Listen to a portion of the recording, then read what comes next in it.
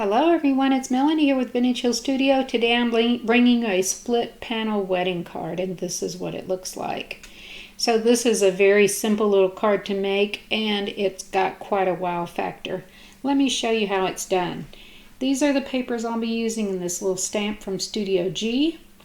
And I have two mats, one that's 3 1/4 by 4 3/4 and one that's 3 1/2 by 5. Now this is a double-sided paper, so it makes matching easy. I'm also using this embossing folder from Doris. These circle and scallop dies, and that's about it.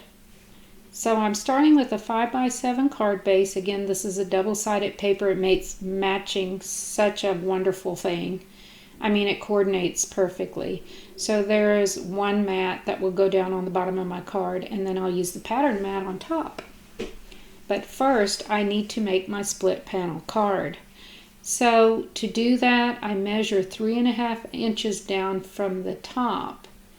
And I'm going to cut down from the edge of my card to the fold line. That's at 3 1/2 inches. You can see I have two little flaps here on the front panel, and then I'm going to cut that top panel off. So I'll just take my paper trimmer and go all the way down to that cut line. And there is our split panel card. That's all there is to it.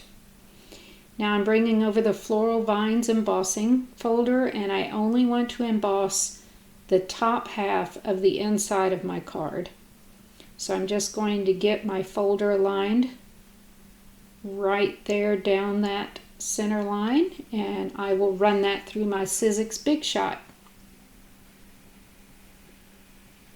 Okay, I'm going to go over to tab 1, which is for embossing folders. Put that down on my Sizzix Big Shot. Add one of my plates, my embossing folder and my paper, and the other plate on top, and quickly run that through. This will leave a beautiful embossed image just on the top portion of the inside of our card, like so. Okay, now I'm moving on to those mats that I showed you earlier. I'll put the blue one down first, just on the bottom half of the card front. I like to open up my card so I can get this aligned perfectly along all the edges and the top and bottom. And then I'll move on to adding my patterned mat. Now all the dimensions and supplies used for the card today can be found on my Vintage Hill Studio blog. If you want to pop over there, I'll have those all written out for you. Okay, you can see this card's going to go together fairly quickly here. Now I just need to move on to my sentiment for the front. But before I do that, I also cut a little strip of that leftover blue from a scrap that I had, and I'm going to put that on the inside of my card, aligning it so it will be hidden by that front panel. So when I close the front of my card, it's going to hide this little strip, but I think it's a nice segue between the embossing and the plain part of the inside of my card. Alright, now the Studio G stamp and my Versacolor ink in a dark brown. I'm going to get that stamp down quickly, and then I'll move on and use those circle dies to cut out the stamped image, a circle out of that same blue that is in the background mat, and then the scallop in a white. I'll get those all cut out with my Sizzix Big Shot, and then get these put together with liquid adhesive. Now you know I like to use liquid adhesive, and this is why. Because you can make minor adjustments, like centering this on the blue circle, and then centering both of those on the scallop circle. So by using the liquid adhesive, it allows you to move things around just until you're satisfied with the placement of all your objects. Okay, got my sentiment ready to go on the front of my card, and that will go across that lower split panel on the bottom. So to do that, you want to just add adhesive. So take a quick look about where the middle of your medallion is. Only add adhesive to the bottom half and get that adhered down on that front panel, like so. Okay, that completes the front of your split panel card.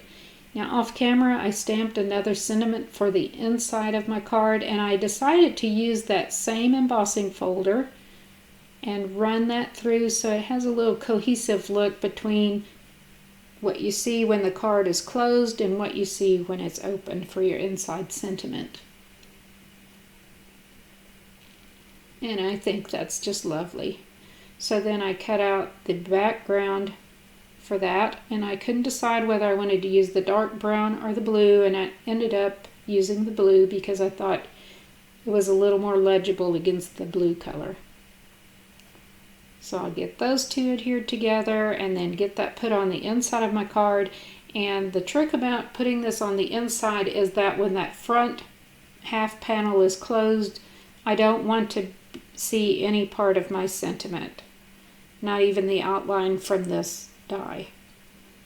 So again, using my liquid adhesive, and I need to move that down just a couple of times till I no longer can see any of this when my card is closed. And it leaves just a little bit of room for somebody to add a little handwritten note. And what a beautiful and different wedding card. So I hope you got inspired by this split panel card. You can see how quickly it went together. It really does go together this quickly. And I think it is pretty much of an outstanding little card. Something a little different and still beautiful. So glad you dropped by today. I hope you'll feel free to leave me a comment, subscribe to my channel, hit that notification bell, and you'll be notified the next time I post a video. Come back and see me real soon, and happy crafting, everyone.